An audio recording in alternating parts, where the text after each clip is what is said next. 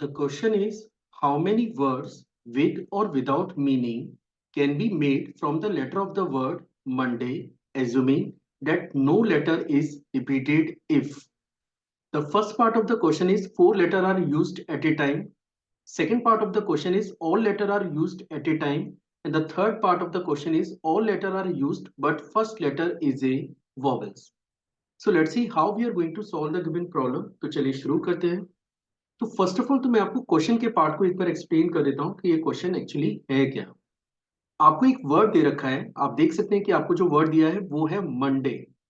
अगर मैं मंडे की बात करूं तो आप देख सकते हैं कि इसमें जो नंबर ऑफ अल्फाबेट यूज हो रहे हैं उनमें एक अल्फाबेट आपके पास एम है, then after you have O, then after N, then after D, then after A and then after Y. पहला पॉइंट जो आपको नोटिस करना चाहिए कि जो नंबर ऑफ अल्फाबेट्स हैं दे आर एक्चुअली 6। मंडे में अगर आप नंबर ऑफ अल्फाबेट्स की बात करते हैं तो ये आपके पास 6 है। और साथ ही साथ एक और चीज आपको नोटिस करनी है कि इसमें कोई भी अल्फाबेट रिपीट नहीं कर रहा है, ठीक है। इनकेस अगर कोई अल्फाबेट रिपीट कर रहा होता तो आपको एक्स्ट्रा उस पर एफर्ट्स करने पड़ते उस क्वेश्चन को सॉल्व करने के लिए, पर ये क्वेश्चन काफी आसान है। अब देखिए क्वेश्चन क्या है, वो ये बोल रहा है कि आप इन 6 अल्फाबेट्स में से कोई भी 4 अल्फाबेट्स को यूज करके आप एक वर्ड का फॉर्मेशन करिए और आपको बताना है कि इसके टोटल नंबर ऑफ वेज कितने होंगे। अब देखिए इसके लिए मुझे करना क्या है। सबसे पहले मुझे ये जो फर्स्ट प्लेस है इसको फिल करना पड़ेगा। देन आफ्टर हम लोग ये प्लेस को फिल करेंगे। देन आफ्टर हम लोग थर्ड प्लेस को फिल करेंगे और लास्ट में फिर हम लोग ये फोर्थ प्लेस को फिल करेंगे। अगर मैं फर्स्ट प्लेस को फिल करने के नंबर ऑफ वेज को चेक करूं तो आप देख सकते हैं कि अभी तो आप फ्री हैं। अभी आपके पास सारे के सारे अल्फाबेट्स अवेलेबल हैं इस प्लेस को फिल करने के। तो अगर मैं फर्स्ट प्लेस को फिल करने के नंबर ऑफ वेज की बात करूं तो दे आर एक्चुअली 6 वेज।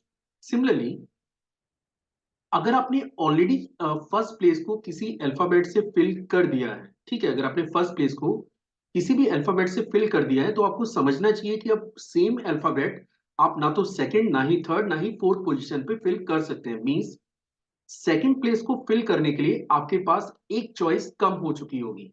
जैसे फॉर एग्जाम्पल आपने फर्स्ट प्लेस पे ओ डाल दिया, तो ऑब्वियस सी बात है सेकंड, थर्ड, फोर्थ पोजीशन पे तो ओ नहीं आ सकता क्योंकि ऑलरेडी आप उसको यूज कर चुके हैं। तो अगर मैं सेकंड प्लेस को फिल करने के नंबर ऑफ वेज की बात करूं तो इसको फिल करने के जो नंबर ऑफ वेज हैं दे आर एक्चुअली 5। सिमिलरली अगर आप थर्ड प्लेस को फिल करेंगे तो इसके नंबर ऑफ वेज आपको 4 मिलेंगे क्योंकि अगेन आपके पास एक चॉइस कम हो चुकी होगी। और लास्ट प्लेस को फिल करने के जो नंबर ऑफ वेज होंगे दे आर एक्चुअली 3।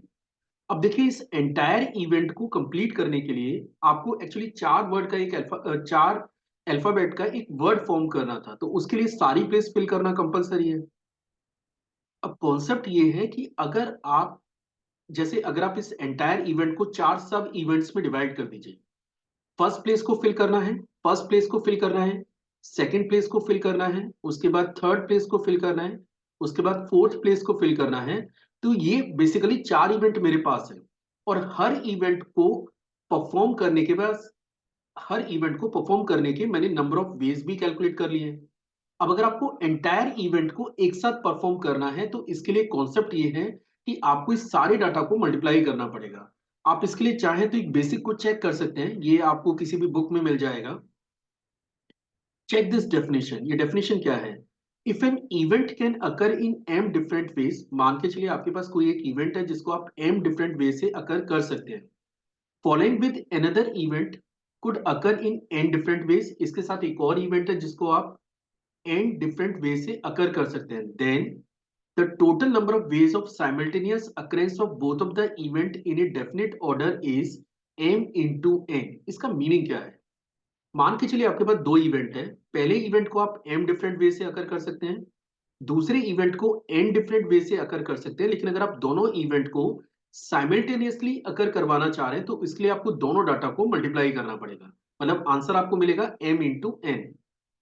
अगर आपके पास 2 से ज्यादा इवेंट मौजूद है तो भी आप इस कॉन्सेप्ट को लगा सकते हैं। मान के चलिए आपके पास 3 इवेंट है, पहले इवेंट को करने के नंबर ऑफ वेज एम है, दूसरे इवेंट को करने के नंबर ऑफ वेज एन है, थर्ड इवेंट को करने के नंबर ऑफ वेज पी है। और अगर आपको तीनों इवेंट्स को एक साथ परफॉर्म करना है तो उसके नंबर ऑफ वेज आपको मिलेंगे। In that case you will get M into N into P. अब आप बात कर सकते हैं क्वेश्चन के ऊपर। पहले इवेंट को परफॉर्म करने के नंबर ऑफ वेज 6 हैं, सेकेंड इवेंट को परफॉर्म करने के नंबर ऑफ वेज 5 हैं, थर्ड इवेंट को परफॉर्म करने के नंबर ऑफ वेज 4 है और लास्ट इवेंट को परफॉर्म करने के नंबर ऑफ वेज 3 है। तो एंटायर इवेंट को परफॉर्म करने के नंबर ऑफ वेज आपको मिलेंगे 6 इंटू 5 इंटू 4 इंटू 3, मतलब ये बन जाता है 30 इंटू 12। अगर आप इस डाटा को सॉल्व कर लेंगे तो you will get the answer of the first part. अब चलते हैं सेकंड पार्ट पे। So now we are moving for the second part of the question. आप देख सकते हैं कि सेकंड पार्ट में उसने बोला है कि आपको सारे के सारे अल्फाबेट अब इस बार यूज करने हैं। तो जैसा कि आपको याद होगा कि आपके पास टोटल मंडे में जो नंबर ऑफ अल्फाबेट्स हैं दे आर एक्चुअली 6, मींस मुझे सारे के सारे लेटर यूज करके 6 अल्फाबेट का एक वर्ड का फॉर्मेशन करना है। तो अगर आप फर्स्ट प्लेस को फिल करने के नंबर ऑफ वेज की बात करें तो ये आपके पास 6 होगा, क्योंकि पहली प्लेस को फिल करने के लिए आप फ्री हैं, आप 6 में से कोई भी एक अल्फाबेट को यूज करके ये प्लेस को फिल कर सकते हैं। लेकिन जैसे ही आपने फर्स्ट प्लेस को फिल कर चुके हैं, जैसे आप इस प्लेस को फिल कर चुके हैं, सेकंड प्लेस को फिल करने के लिए अगेन आपके पास एक चॉइस कम हो चुका होगा। तो सेकंड प्लेस को फिल करने के number of ways 5, then after 4, then after 3, similarly then after 2 and the last one is 1, means आप इसको लिख सकते हैं 6 फैक्टोरियल। ये आपके सेकंड पार्ट का आंसर हो गया। अब चलते हैं थर्ड पार्ट पे। अगर आप क्वेश्चन के थर्ड पार्ट को चेक करें तो उसने आपको ये बोला है कि all letter are used but first letter is a vowel. आपको लेटर तो सारे यूज करने हैं, आपको लेटर तो सारे यूज करने हैं, लेकिन फर्स्ट प्लेस पे एक वोवेल होना चाहिए। तो first of all you have to notice कि इसमें कौन कौन से वोवेल मौजूद हैं। तो एक आपको ओ नजर आ रहा है और एक आपको ए नजर आ रहा है। आपको इन 6 लेटर को यूज करके, 6 अल्फाबेट को यूज करके आपको एक वर्ड का फॉर्मेशन करना है, लेकिन इस पर रेस्ट्रिक्शन ये है कि आपको फर्स्ट प्लेस पे कोई ना कोई एक वोवेल यूज करना है। तो अगर आप यहाँ पे चेक करें तो वोवेल को फर्स्ट प्लेस को फिल करने के जो नंबर ऑफ वेज आपके पास है वो है केवल 2, क्योंकि या तो आप इसे ओ से फिल करेंगे या फिर इसे ए से फिल करेंगे। एक बार अगर आपने इस प्लेस को किसी वोवेल से फिल कर दिया तो आगे की 5 प्लेसेस पे अब कोई रेस्ट्रिक्शन नहीं है। और आपको ध्यान देना चाहिए कि आप ऐसा नहीं कि वॉवेल से ही केवल फर्स्ट प्लेस फिल होगी। एक वॉवेल आपको फर्स्ट प्लेस पे यूज करना है और बाकी के दूसरे वॉवेल को आप कहीं भी यूज कर सकते हैं।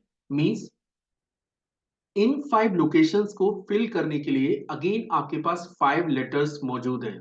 मींस अगर आप ये सेकंड प्लेस को फिल करना स्टार्ट करें, अगर आप ये सेकंड प्लेस को फिल करना स्टार्ट करें तो ये प्लेस को फिल करने के number of ways 5, then after 4, then after 3, then after 2 and then after 1। Means अगर आप इस एंटायर इवेंट को परफॉर्म करने जा रहे हैं तो इसके टोटल नंबर ऑफ वेज आपको मिलेंगे 2 into 5 into 4 into 3 into 2 into 1, या फिर आप इसे लिख सकते हैं 2 इंटू 5 फैक्टोरियल।